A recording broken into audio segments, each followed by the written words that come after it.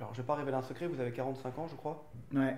Voilà. Est-ce que vous pensez que votre génération a Ça veut dire quoi ce bois? Non, non, mais c'est juste, voilà. Est-ce que... Non, non, ne prenez pas ça mal du tout, hein.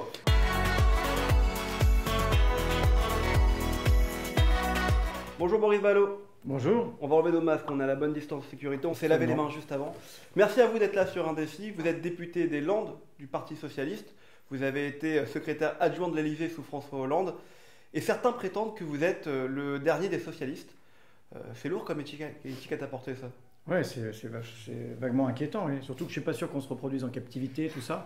Donc oui, c'est un peu inquiétant, mais c'est pas vrai. C'est qui votre socialiste avec vous à l'Assemblée? Bah écoutez, la présidente Valérie Rabault, par exemple, il y en a bien d'autres. Il y en a bien d'autres.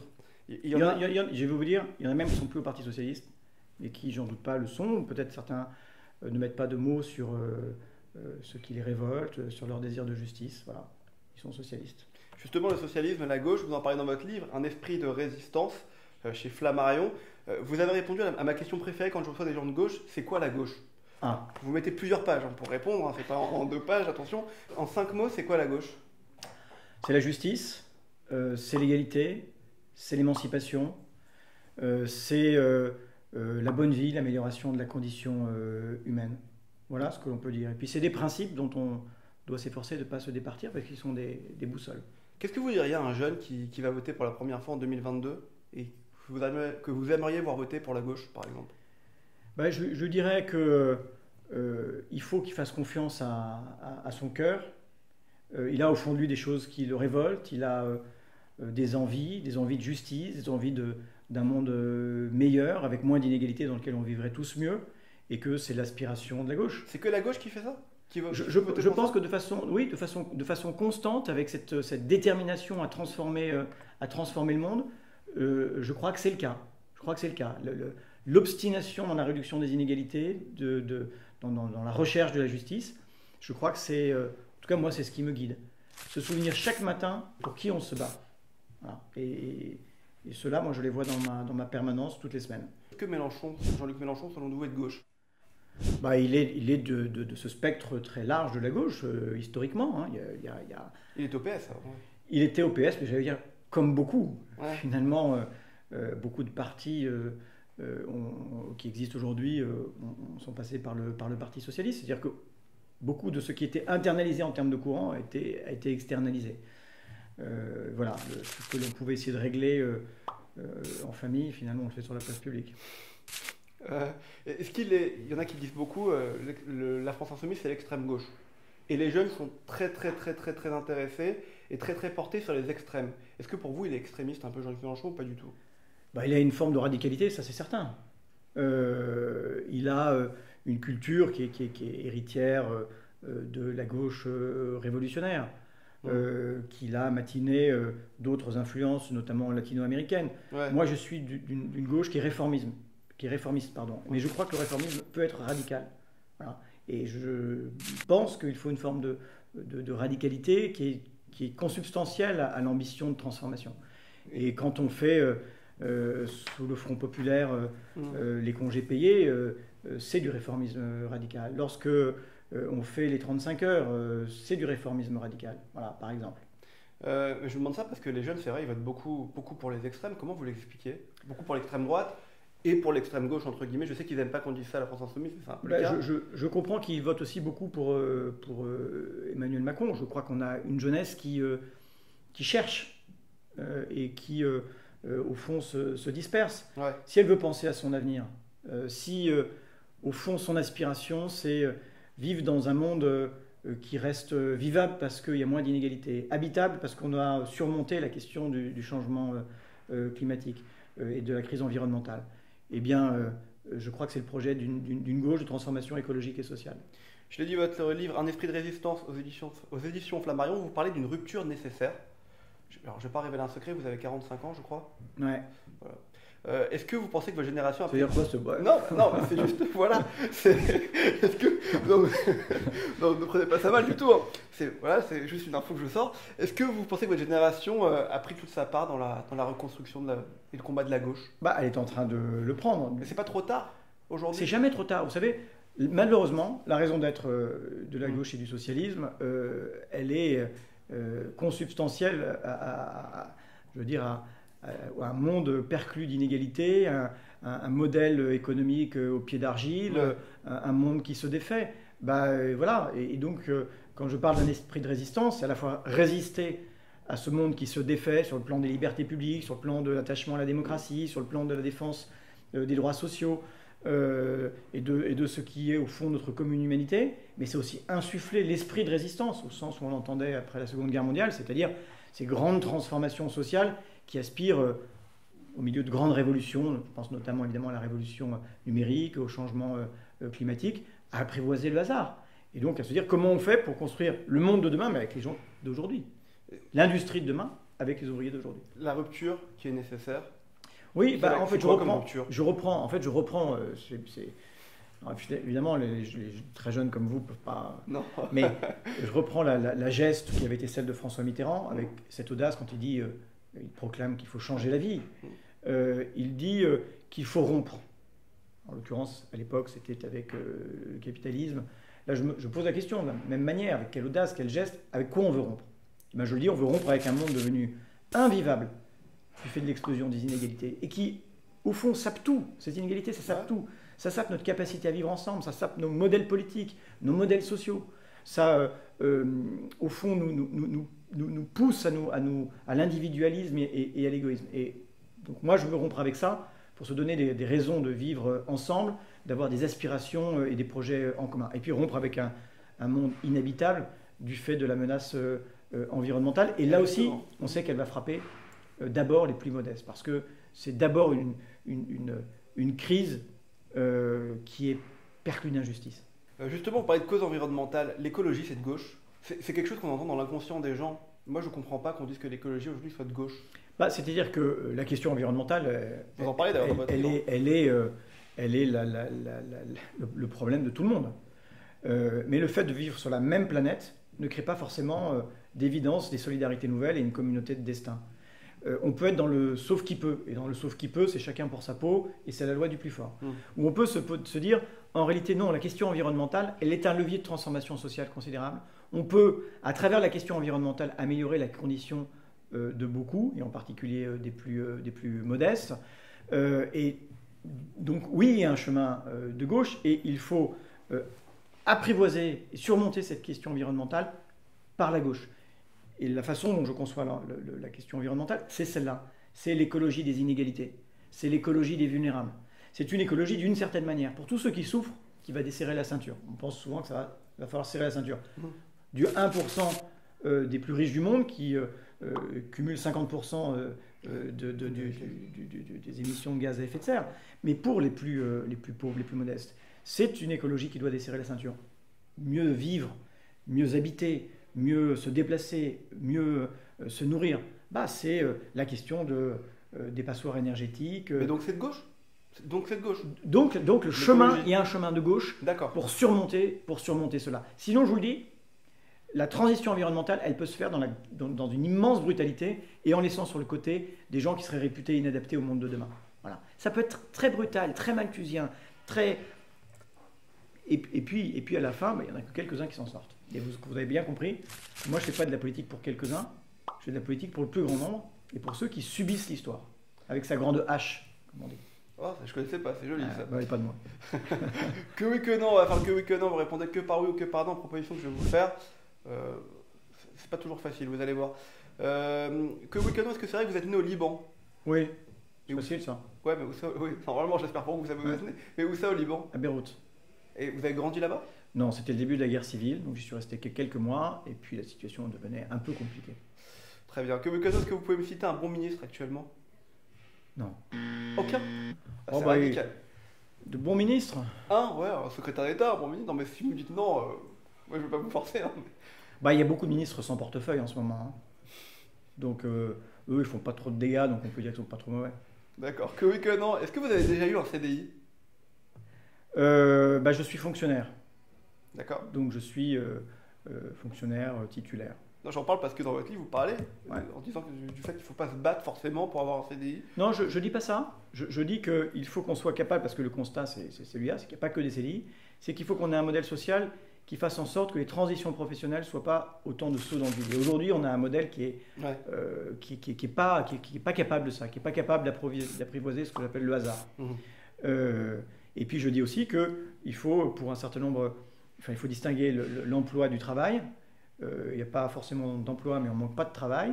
Et puis surtout, nul n'est inemployable. Donc je pense qu'on est capable de construire une société dans laquelle on est capable de gratifier, de valoriser, de rémunérer, y compris ce qui est aujourd'hui du travail gratuit, mais qui est absolument essentiel dans notre société. Que oui, que non, est-ce que vous êtes content que Manuel Valls soit rentré en France? En fait, je m'en fiche un peu.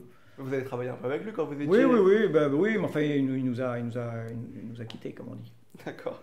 Que oui, que non. Est-ce que c'est vrai que vous êtes né avec un handicap de naissance? Oui. Et vous en parlez souvent de ce handicap? J'en parle jamais parce que je ne le vis pas tellement comme un handicap. Voilà. Donc effectivement, j'ai une malformation à la main, donc j'ai renoncé à une carrière de grand pianiste. Mais, bon. Que oui, que non, est-ce que vous serez candidat en 2022? La question c'est à quoi? Voilà. Hein? Non, mais bon, ça, on verra. Vous avez envie de continuer parce que vous êtes député depuis 2017. Il y a une chose à laquelle je suis très attaché, c'est qu'à un moment donné, on repasse devant les électeurs pour rendre des comptes. Voilà. Parce que je trouve ça un peu facile de dire on se présente une fois, et puis quoi qu'on fasse, finalement, on n'aura jamais à rendre de compte parce qu'on ne se représente pas.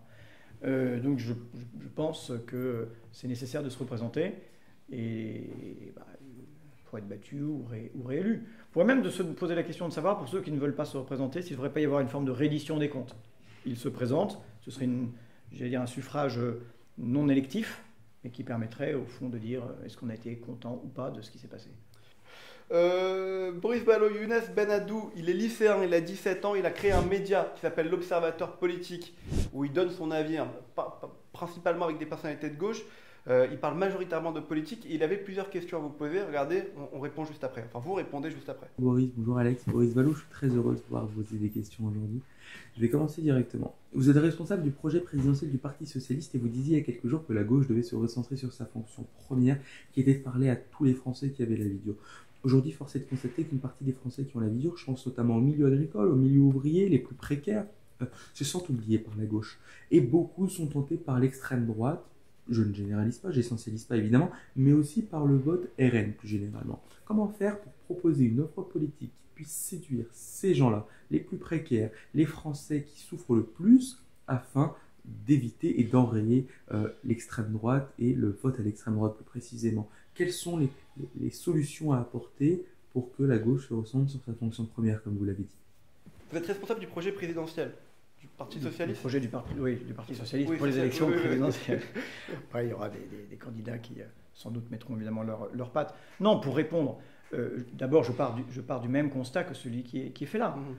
C'est-à-dire qu'il faut s'adresser aux gens qui ont des vies dures, des vies invivables, comme j'aime à le dire.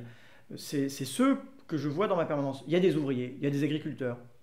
Et à ceux-là, il faut leur dire d'abord qu'il y a la centralité du travail. C'est important dans nos sociétés d'avoir un travail qui soit porteur de sens, parce qu'il y a aussi des métiers qui n'en ont pas ou qui n'en ont plus. Il faut que ce soit un métier de lequel on puisse vivre, c'est-à-dire qu'on doit être rémunéré correctement. Et nous avons un sujet sur le niveau des salaires, plus que sur le coût du travail, contrairement à ce qu'on nous dit. C'est la raison pour laquelle on pose la question du partage de la valeur ajoutée, de l'augmentation des basses rémunérations, de la limitation des écarts de rémunération. Comment peut-on, après cette crise, après avoir applaudi les caissières, continuer d'accepter que le patron d'une grande enseigne gagne 300 fois ce que gagne une caissière? Non, il faut une plus juste répartition. Et s'il y avait eu cette même répartition depuis 2008, une équitable répartition, 30% des salariés les plus bas auraient un salaire augmenté de 10%. Il faut le savoir pour l'avenir. Il faut aussi un travail qui n'abîme pas. Et les ouvriers sont exposés à un certain nombre de facteurs de pénibilité. Voilà pourquoi il faut se battre en disant un de nos engagements, ça doit être de réduire les différences d'espérance de vie entre un cadre et un ouvrier. C'est 6 ans aujourd'hui. Se battre à travers la médecine du travail, à travers la prévention, à travers la meilleure connaissance de tous ces nouveaux risques professionnels, comment on améliore l'espérance de vie en bonne santé. Parce que les ouvriers, les paysans, les employés qui ont eu des vies difficiles, des vies professionnelles difficiles, eh bien, ils tombent malades plus jeunes que les autres. Et puis, il faut dire, on est face à de grandes mutations. Alors, on nous dit on va sortir du diesel et du véhicule thermique, parce que c'est nécessaire. Mais il faut dire aux ouvriers des fonderies du Poitou, de Saint-Jean Industrie, d'un certain nombre d'entreprises, que dans cette grande mutation, c'est avec les ouvriers d'aujourd'hui qu'on va construire l'industrie de demain. que c'est avec les paysans d'aujourd'hui qu'on va construire l'agriculture de demain. Et que donc il va falloir les accompagner. Qu'il va falloir accompagner les gestions des transitions professionnelles, les conversions, la formation, les investissements pour l'avenir. Parfois des investissements qui seront considérables et qui engageront le temps très long. Et bien là, ça veut dire aussi une nouvelle centralité de l'État. Donc, tout donc bien vivre dans son travail, bien vivre au travail. Bah, je pense, oui. Ça va éloigner les gens des votes des extrêmes. Il faut dire qu'on se préoccupe de la vie quotidienne, protéger les gens. Protéger les gens aussi de la mondialisation déloyale, d'une concurrence qui est d'une brutalité insigne et qui nous a réduit à une forme d'impuissance. Donc ça veut dire plus d'accords de libre-échange en échange de rien. Ne nous imposons pas, n'imposons pas à nous-mêmes des règles que nos concurrents ne s'imposent pas. Voilà, restaurer de la loyauté dans la concurrence. Et donc ça veut dire que le Parti Socialiste n'était plus sur ces bases-là depuis quelques années. Je pense qu'on l'a moins donné à voir, on l'était aussi, mais ça doit être la priorité. En tout cas, moi, c'est la mienne. C'est vraiment la mienne. Et je vous dis parce que il y a une sorte moi je dis presque de choc anthropologique quand on est élu. On a parfois la dureté de la vie concentrée, malheureusement, dans celle d'une seule personne. Ils viennent vous voir pour un problème d'emploi, pour un problème de logement, pour un problème de santé, de violence conjugale. Vous avez parfois tout ça sur les mêmes épaules. Et c'est toutes ces dimensions-là qu'il faut... quand on vit à la campagne, on doit avoir des services publics de proximité, on doit avoir accès aux soins.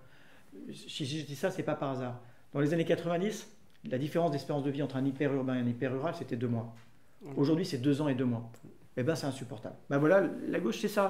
Ça doit être ça, en tout cas. Alors, c'est très clair. Et juste pour faire écho à ce que disait Younes il y a quelques minutes, cette thématique-là est importante. Qu'est-ce que vous dites aux gens qui disent aussi que la gauche a laissé tomber la laïcité? Est-ce que c'est un sujet? Je crois que d'abord, la gauche n'a pas laissé tomber la laïcité. Elle en est d'une certaine manière l'inventeur dans l'histoire. Voilà, nous sommes les héritiers de Jaurès et de Blum. Nous sommes les héritiers de Jaurès et de Blum. Et la laïcité, c'est la condition de la concorde civile, c'est la condition de l'émancipation et du bien vivre ensemble. Et donc, non, alors là, je vais vous dire, je ne laisse à personne le droit de faire ce procès-là aux socialistes et au socialisme. Boris Vallaud, vous avez fait l'ENA? Il paraît. C'est vrai. Comme Emmanuel Macron. Ouais, et en même temps que lui. Dans la même promotion. Ouais. Il était bon élève? Il était meilleur que moi, ouais. Vous n'avez jamais copié l'un sur l'autre, vous étiez pas potes à l'école? Vous savez, il mettait son coude comme ça pour que je ne vois pas. Vous étiez copains ou pas en promotion d'énorme? Oui, mais je veux dire que c'est dans une promotion, on est tous camarades. Alors après, il y a des proximités avec les uns et les autres, mais c'est quelqu'un d'agréable. Vous trouvez que c'est une bonne idée de supprimer l'ENA? C'est pas de supprimer vraiment, c'est de changer le nom. Ce qui est ennuyeux, c'est... Bon, moi, je n'ai jamais été fétichiste de l'ENA. En revanche, je suis un peu fétichiste de l'État. J'ai une relation assez romantique à l'État. Moi, j'étais dans le corps préfectoral. Et ce qui est un peu ennuyeux, c'est ce que la réforme du statut de la fonction publique, qui va introduire un paquet de contractuels, la suppression du corps préfectoral, justement, la réforme de l'ENA, le discours autour de l'État profond, dit du rapport d'Emmanuel Macron et de la République En Marche à l'État, qui est un rapport de défiance. C'est, j'allais dire, une majorité qui ne se projette pas, qui ne revient pas à l'histoire en se posant la question de savoir ce que dans l'histoire a été le rapport de la puissance politique à son administration. Parfois fait de défiance, parce que c'était le siège de la réaction après la Révolution, parce que c'était le siège de la collaboration après la Seconde Guerre mondiale, mais aussi fait de grande confiance quand il s'agissait de surmonter des défis importants. C'était le parti de l'école avec les hussards noirs de la République, c'était insuffler l'esprit de résistance à travers le statut de la fonction publique au lendemain de la Seconde Guerre mondiale. Et en réalité, la seule question qu'il faudrait qu'on se pose aujourd'hui, c'est quel est l'État que l'on veut pour affronter l'avenir et pour répondre aux grands défis au cœur desquels nous sommes. Voilà. Et j'ai peur qu'il soit plutôt dans le moins d'État que dans un État qui retrouve une forme de centralité. Évidemment, on n'est pas du tout dans l'idée d'une économie administrée. Il y a les entreprises. Ouais. Elles sont une force de transformation sociale considérable. Il faut compter d'ailleurs avec elles pour surmonter ces défis-là. Mais l'État moderne n'est pas pensé à travers les réformes qui sont présentées. Mais sur l'ENA, excusez-moi, j'insiste sur l'ENA en tant que tel. Vous l'avez fait, vous, cette école. Bah, On forme les hauts fonctionnaires, entre guillemets, on va dire. ouais, bah, j'imagine qu'on va continuer de les former parce qu'on en a encore besoin. Est-ce que c'est un effet d'annonce plus Ensuite, qu'on supprime l'accès direct au grand corps est plutôt une bonne chose. Ensuite, vous avez bien compris que l'annonce de la suppression de l'ENA était plus dense que qu'est-ce qu'il y aura après. Ouais. Donc j'attends de voir ce qu'il y a après. Très bien. Vous avez regardé la vidéo d'Emmanuel Macron avec McFly et Carlito? Bah, j'ai vu des extraits dans divers journaux télévisés. J'étais dans ma voiture, j'ai pas mis la ceinture, j'avais le téléphone au volant et j'arrivais, je pense, au niveau, je crois que c'était le pont de l'Alma, le rond-point de l'Alma et tout, dans ces quartiers-là. Il y avait quoi d'autre? Ouais, j'étais pieds nus. Ne faites pas ça pour les plus jeunes qui nous regardent, évidemment, ne faites pas ça chez vous, ça n'a aucun sens. Vous avez pensé quoi de cette vidéo? On en a parlé avant, je vais pas faire semblant. Ouais, bah écoutez, j'ai trouvé Carlito et McFly très bons, Ouais. et drôles. J'ai trouvé que le président se débrouillait bien dans ce truc-là. Après, est-ce que c'est vraiment sa place? Par exemple, puisqu'il s'adressait à un public jeune, il aurait pu dire, bah, écoutez, au 1er juillet, il y a la réforme de l'assurance chômage qui va rentrer en vigueur et 345 000 jeunes de moins de 25 ans dans l'année à venir vont voir leurs droits réduire. Il aurait pu dire, tiens, je viens de réformer les APL, et bien il y a plein de perdants parmi les jeunes. Ouais, Il aurait pu même le faire avec le... Oui, mais attendez. Non, mais parce que vous dites que le mauvais côté. Parce que si on est juste, il faut dire les deux. Voilà. Ouais. Et oui, le pass culture est une bonne mesure. D'accord. Donc je le dis, moi quand c'est bien, je le dis, mais quand c'est pas bien, je le dis. Je l'entends. Et comme ils s'applaudissent en toute chose, bah, je dis non. Ça, vous avez raison. Et vous trouvez qu'il n'a pas parlé de politique en fait pour les jeunes, et c'est peut-être un peu dommage dans ce genre de vidéos, comme on fait là d'ailleurs sur YouTube. Bah on parle de non, politique. il en a pas. Non, vous avez trouvé qu'il en avait parlé? Non, pas du tout. Non, je suis d'accord avec vous. Non, voilà. Donc en fait, on prend les jeunes, vous dites un peu pour des abrutis, on les amuse et on leur parle Bah pas. non, mais les choses. jeunes ont bien le droit de s'amuser. Bien sûr, et ce que je veux dire, c'est qu'on leur parle pas. et de se marrer. Ouais. Non, mais ceux qui étaient bons dans le moment, c'était les youtubeurs. Et l'appel avec Kylian Mbappé, c'était marrant quand même. Ouais. En plus, c'était tellement improvisé, tellement spontané. Je trouvais ça touchant. Le cannabis. Ouais. Est-ce que vous avez déjà fumé un joint, vous? Non, Jamais. Ouais, non. Mais vous savez pourquoi? Parce Non. que j'avais des copains qui, évidemment, quand on était ado ou jeune, fumaient des joints. Et déjà, mon esprit de résistance, c'était de ne pas sacrifier à ça. Donc voilà, j'ai eu d'autres vices. Je ne vous dirai pas lesquels, mais j'ai eu d'autres vices. Mais on parle beaucoup du cannabis. Est-ce qu'il faut, je vais pas vous demander, est-ce qu'il faut légaliser le cannabis selon vous? Il y a 1,4 million de consommateurs réguliers en France. Ouais, en tout cas, il y a une vraie question. C'est-à-dire qu'on est le pays qui a la réglementation la plus dure d'Europe et qui a le nombre de consommateurs aussi la plus élevée. Donc là, on se dit, il y a quand même quelque chose qui ne fonctionne pas. On a aussi un trafic qui est considérable et j'allais dire, les trafics sont derrière le trafic de drogue, il y a la traite des êtres humains, le proxénétisme, il y a tout ça. Et puis ça déstructure aussi beaucoup de vies locales. Moi, je veux dire, je pense d'abord à tous ceux dont les dealers pourrissent la vie. Donc il faut à la fois, évidemment, une action policière et judiciaire vigoureuse, mais je crois qu'il faut être capable d'un débat serein autour de ces questions-là. Il y a eu un rapport à l'Assemblée nationale que je n'ai pas encore lu, qui propose de regarder cela de près. Moi, en toute chose, je suis pour qu'on regarde avec sérieux cette question-là, qui me paraît plus sérieuse que... Enfin, ne pas mériter simplement d'être balayé d'un revers de main. Maurice Vallo, je rappelle que vous avez sorti ce livre, Un esprit de résistance aux éditions de Flammarion. Je l'ai lu ce week-end. Mais je vous remercie. Bah, c'est normal, c'est Moi, quand je ne même serais pas venu si vous ne ambitieux. l'avez pas lu. Vous êtes venu nous voir. Vous parlez de la gauche, vous parlez de votre vision de l'avenir, des années qui viennent. Il faut résister. En gros. Il faut résister, il faut espérer, il faut se serrer les coudes, il faut croire à la fraternité, il faut croire à un monde meilleur, au progrès. Voilà. L'avenir n'est pas forcément catastrophique, mais ça suppose non pas de baisser les bras, mais de se retrousser les manches. J'ai un cadeau pour vous, parce que vous aimez la lecture. Voilà. Je crains le pire. Non. Non. Non, mais généralement, ça fait plaisir les cadeaux. C'est vrai? Bah oui, mais moi toujours, ça me fait plaisir. Ah bah si, voilà une bonne idée. Voilà. Eh ben c'est super. Parce qu'il paraît que vous aimez la cuisine. J'adore. Ça vous vient d'où cette passion? Bah, c'est un atavisme familial. Ouais. Parce que mon père cuisine, mon frère cuisine, et puis ça réconcilie avec tellement de choses de bien manger. Ouais, je suis d'accord avec vous. C'est vrai, hein? Ouais. Et donc j'adore ça. Vous Et puis dans les Landes, on a des produits qui sont exceptionnels, donc voilà, on ne manque pas de... Vous allez voir, il est pas mal ce livre, moi j'ai lu le même, il est vraiment pas mal. Vous avez dit, on a reçu, on a déjà donné le café Mifi, que c'était vous qui cuisiniez à la maison, Ouais. et que c'était mieux pour la santé de tout le monde. monde. Pourquoi à ce point-là? En fait, je ne sais pas si Najat cuisine si mal que ça, mais Elle aime bien ma cuisine et donc elle s'accommode très bien du fait que ce soit moi qui le fasse. Comme elle est féministe et que je le suis aussi, eh bien on a un vrai partage des tâches et des rôles. Très bien. On recevait Audrey Pulvar, on avait fait une émission qui s'appelait Petite cuisine politique. D'ailleurs, je vous invite, si vous cuisinez bien, ça vaut le coup, on la fera ensemble. Les politiques viennent et cuisinent avec moi un plat de leur choix. Avec plaisir. Et à l'époque, je lui avais dit que c'était toujours les femmes qui cuisinaient à la maison, encore un peu. C'est hyper macho, mais c'était volontaire, hein, c'était pas du tout. C'était pour l'énerver en fait. Exactement. Ouais. Voilà. Est-ce que vous pensez que ça a évolué cette question vraiment? Est-ce que les femmes cuisinent moins et les hommes en tout cas cuisinent plus? Vraiment? Vous savez, il y a un truc qui est un peu bizarre, quoi. C'est qu'à partir du moment où la cuisine devient une sorte de loisir, les hommes se livrent à leur loisir. Quand ça devient une tâche domestique, je crois que beaucoup le laissent aux femmes. Moi, je dois vous dire que c'est un peu les deux, puisqu'il faut, voilà, on a des vies dont les agendas sont bien remplis, et ça fait partie de l'organisation de nos vies. Merci beaucoup Boris Alliot, c'était un plaisir de vous recevoir sur le plateau. Je rappelle votre livre Un esprit de résistance chez Flammarion, c'est une bonne lecture pour l'été. Exactement, ça tient pas la serviette de plage. Non. Mais c'est pas mal quand même. Et à quelques mois de l'élection présidentielle, ça peut remettre les idées en place peut-être. J'espère. Vous la sentez bien cette élection présidentielle? Elle aura lieu. Alors allez, c'est votre seul commentaire. D'accord. Merci à vous, à bientôt. Merci. Et voilà, cette vidéo est terminée. On espère que ça vous a plu. Si c'est le cas, abonnez-vous à la chaîne et commentez aussi. Dites-nous ce qui vous a plu, donnez-nous des idées d'invités et de séquences. On revient très vite pour de nouvelles interviews.